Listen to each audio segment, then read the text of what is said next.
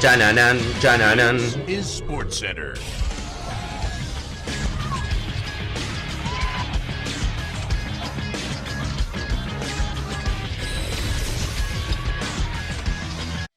Hola gente, ¿cómo andan? Un saludo grande para todos, yo soy Sanio y les traigo un nuevo video al canal. En el día de hoy la idea es repasar los motivos por los cuales creo que Ecuador quedó eliminada, entre comillas, también fracasó en el Mundial de Qatar 2022. Vamos a analizar todo, las 3 participaciones que ha tenido, cómo llegaba a la última fecha y por qué para mí, en parte, la verdad que esta eliminación termina siendo un fracaso y qué es lo positivo también que se puede rescatar de esta participación que ha tenido Ecuador en el Mundial. Así que espero que me dejen su opinión en los comentarios, sobre todo la gente de Ecuador, que se suscriban al canal activando la campanita y que me sigan en las redes sociales, dejen su me gusta que me ayuda un montón y que ahora sí, arrancamos analizando lo que ha sido la participación de Ecuador en Qatar 2022.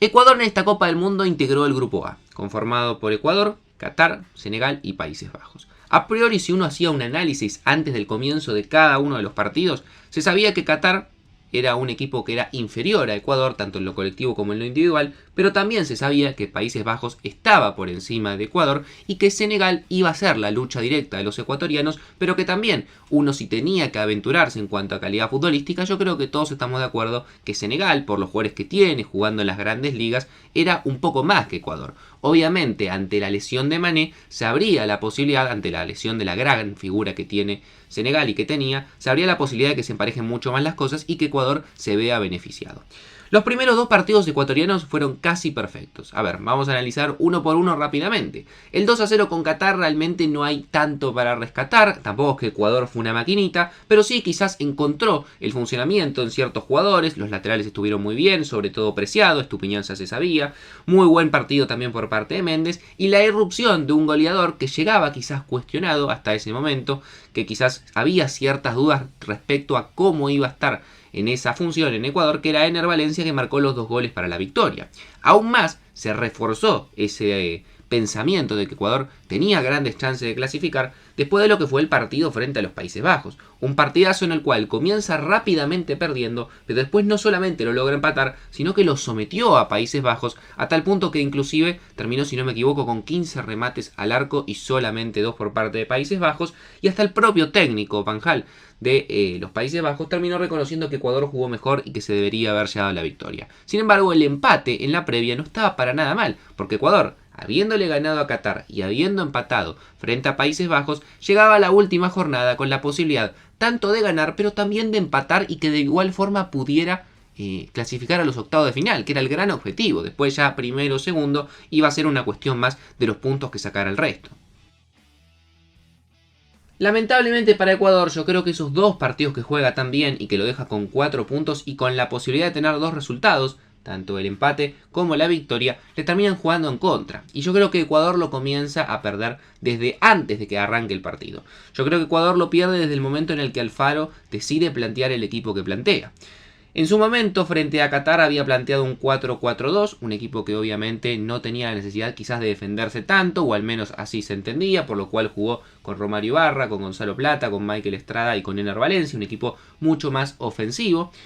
Frente a Países Bajos, sabiendo que el empate no era un resultado que le cayera para nada mal, decide cambiar el esquema, poner 3 centrales, incluir a Jackson Poroso dentro de la saga, a darle la posibilidad a los 2 laterales de jugar mucho más como carrileros en la ofensiva y jugar sin quizás Romario Ibarra, que era el otro extremo que tenía, pero sí manteniendo en el equipo a Plata, a Estrada y Valencia. Y la verdad es que ese equipo jugó muy bien y todo hacía pensar que iba a repetir exactamente la misma fórmula frente a Senegal. Porque a ver, si vos salías a jugar un partido en el cual no tenías la necesidad quizás de ganar imperiosa, porque si sacabas un empate quedabas bien parado, y además habías jugado bien, habías generado chances y habías pasado casi por encima a Países Bajos en ciertos periodos del partido, ¿por qué? Si tenías que nuevamente mantener el resultado frente a Senegal, ibas a cambiar la fórmula. Sin embargo, Alfaro decide cambiar y jugar con un 4-3-3. Yo creo que en esto quizás una de las claves para el cambio de esquema fue que lamentablemente Méndez, que era una de las fichas que había encontrado en la mitad de la cancha, porque en la previa no era titular asegurado ni mucho menos, lamentablemente llega a la segunda amarilla frente a Países Bajos y le tiene que buscar un reemplazante para que acompañe a Moisés Caicedo. Moisés Caicedo obviamente es un gran volante, pero quizás no es de tanto de marca. Sin embargo, con la falta de Méndez, que era el que hacía esa función y muchas veces hasta se metía entre los centrales, necesitó buscar ahí contención y decide a incluir a dos futbolistas que no venían teniendo rodaje en la Copa. Por un lado, Carlos Grueso, que en la previa jugando en el Augsburgo se había lesionado, por lo cual no llegaba con ritmo futbolístico y no estaba tampoco al 100% físicamente. Y por el otro lado, Adam Franco, el futbolista de Talleres, que la verdad es que apenas había tenido escasos minutos frente a Qatar, un jugador que claramente no venía con ritmo futbolístico y que le iba a costar ingresar en el partido seguramente, en un partido tan definitorio como frente a Senegal. Esto quizás ya es más una visión personal mía sobre el técnico Gustavo Alfaro, pero en Argentina, sobre todo habiéndolo visto durante muchos años y habiéndolo tenido como técnico de mi equipo, es un técnico al cual siempre se lo ha catalogado mucho más como defensivo que como ofensivo. Que esto no tiene nada de malo, cada técnico tiene su estilo y demás. Sin embargo, es un técnico que, por ejemplo, es muy reconocido por lo que logró con Arsenal de Sarandí, un equipo que prácticamente antes de Alfaro no tenía ningún tipo de historia y llegó a lograr inclusive hasta títulos internacionales, como la Copa Sudamericana, en cierto momento de la mano de Alfaro, pero la realidad es que es un técnico que cada vez que tuvo un equipo importante o con jugadores a los cuales se le podía llegar a dar mayor importancia por el talento que tenían, no lo supo aprovechar. En los equipos grandes, entre comillas, en Argentina como San Lorenzo en su momento o Rosario Central le fue muy mal, y ni hablar en Boca, que si bien obviamente obtuvo títulos, la verdad que el paso de Alfaro terminó siendo muy olvidable y todos deben recordar, seguramente yo siendo hincha de Boca, lo mal que planteó el partido, por ejemplo, en una de las semifinales frente a River por Copa Libertadores,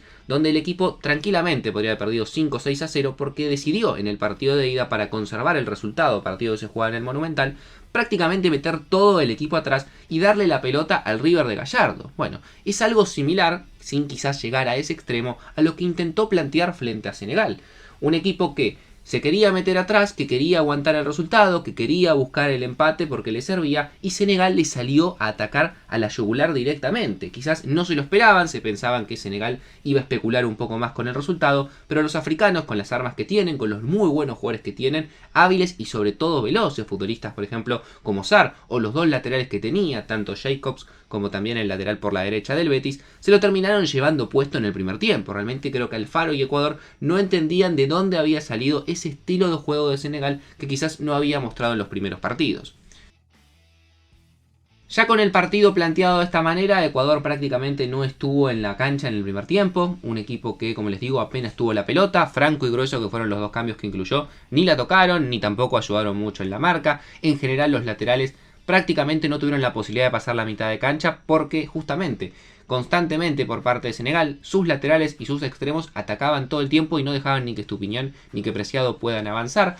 De cara a las chances, la verdad que Senegal en los primeros 25 minutos pudo haber marcado 1 o 2 goles, tuvo chances claras, llegó al área de Ecuador, Ecuador prácticamente no pisó el área de Senegal, y cuando encima parecía que el partido estaba un poco más acomodado, en una de las últimas jugadas del primer tiempo, Hincapié, que la verdad había tenido dos partidos increíbles y es uno de los mejores centrales que tiene Ecuador, si no el mejor, lamentablemente no tuvo el mejor partido frente a Senegal y termina cometiendo un penal después de llevarse puesto a Sarr, para mí clarísimo el penal, y terminan marcando justamente el mismo Sarr el 1-0 de penal y complicando mucho a Ecuador, que tenía que salir a buscar el partido sí así en el segundo tiempo. A las muestras queda claro que el planteo que había hecho Alfaro no era correcto, porque ya en el segundo tiempo los dos primeros cambios que hacen son los dos jugadores que había incluido. Grueso y Alan Franco no salen a jugar el segundo tiempo e ingresa Jeremy Sarmiento y también ingresa Cifuentes. Cifuentes obviamente para acompañar a Caicedo en la mitad de la cancha y Sarmiento para jugar por la banda izquierda. Lo que se buscaba acá era buscar el partido como lo había hecho frente a Qatar, jugar con una especie de 4-4-2, con Plata por una banda, Sarmiento por la otra, y obviamente poner a Valencia mucho más cerca del área junto con Estrada. La verdad que ninguno de los delanteros tampoco estuvo bien. Valencia se sabía que llegaba mal por una lesión que había tenido en la rodilla, si no me equivoco, en el partido anterior, mientras que Estrada, la verdad, a lo largo de toda la Copa no tuvo el mejor de su nivel y tampoco tuvo muchas chances para llegar al gol. Realmente fue quizás uno de los puntos más flojos que tuvo Ecuador a lo largo de este Mundial. Más allá de eso, Ecuador creo que le vino bien el gol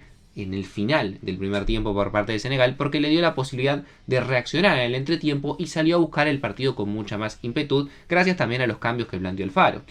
pudo, después de que Senegal se termina replegando también un poco, que quizás fue el mayor pecado que cometió el equipo africano en ese comienzo del segundo tiempo, pudo en una pelota parada, después de que la peine Félix Torres, marcar de mano de Moisés Caicedo lo que iba a ser el empate transitorio. Lamentablemente para Ecuador, acá realmente ni siquiera puedo hablar de inexperiencia, no puedo hablar de errores puntuales, tiene la mala suerte que en la siguiente jugada, después de marcar un gol, en una pelota que queda boyando en el área porque intentan despejarla y le queda en el pie a Koulibaly, termina marcando el gol. Yo creo que acá se puede reclamar muchas cosas, de por qué Sarmiento y la falta y demás, pero yo creo que acá es pura y exclusivamente mala suerte. Si esa pelota no pasaba absolutamente nada, Ecuador hubiese estado mucho mejor plantado. El problema principal, creo yo, y lo que lo termina llevando a perder el partido, es lo mal que planteó el primer tiempo. Prácticamente lo regaló, Senegal sacó la ventaja ahí, lo intentó empatar y después la mala suerte tampoco le permitió mantener el resultado y Ecuador se termina yendo a una Copa del Mundo a la cual llegaba a la última fecha con muchas posibilidades de clasificar a los octavos de final.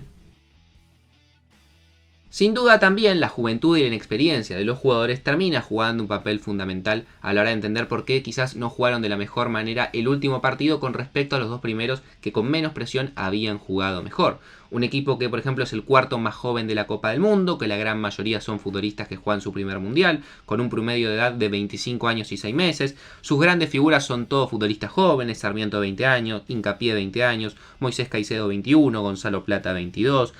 También aparece Preciado y Estupiñán, sus laterales con 24, Méndez y Torres con 25. La gran mayoría de los titulares y mejores jugadores son futbolistas que no superan los 25 años. Lo cual también, en parte, es muy bueno, porque de acá a 4 años seguramente muchos de estos jugadores se van a consolidar, van a llegar en un mejor momento. Yo creo que Ecuador va a ser una gran Copa del Mundo del 2026. Lamentablemente en esta no les alcanza por ese traspié que para mí, como les digo, el gran responsable es Alfaro por cómo decide plantear el partido en el primer tiempo, pero más allá de esto, creo que Ecuador va a tener muchas expectativas respecto al próximo Mundial porque tiene talento de sobra para poder intentar hacer un buen Mundial en México, Canadá, Estados Unidos 2026. Pero obviamente me gustaría leerlos a ustedes en los comentarios, a todo el mundo, en especial también a la gente de Ecuador, que me imagino que es la que más sigue a su selección, la que más le dolió esta eliminación, y si la catalogan como fracaso o entienden que simplemente es una eliminación que podía ocurrir y ya. Como les digo, en mi opinión, en la previa quizás quedar afuera no era un fracaso, sí creo que llegar al último partido como llegó, con las posibilidades que tenía, y perder el partido frente a Senegal, es un poco fracaso, al menos como yo lo veo como la situación en la cual termina llegando Ecuador. No mucho más para decir, espero que dejen su me gusta y se suscriban al canal activando la campanita, que me sigan en las redes sociales y que yo por hoy los dejo y nos vemos mañana en otro video.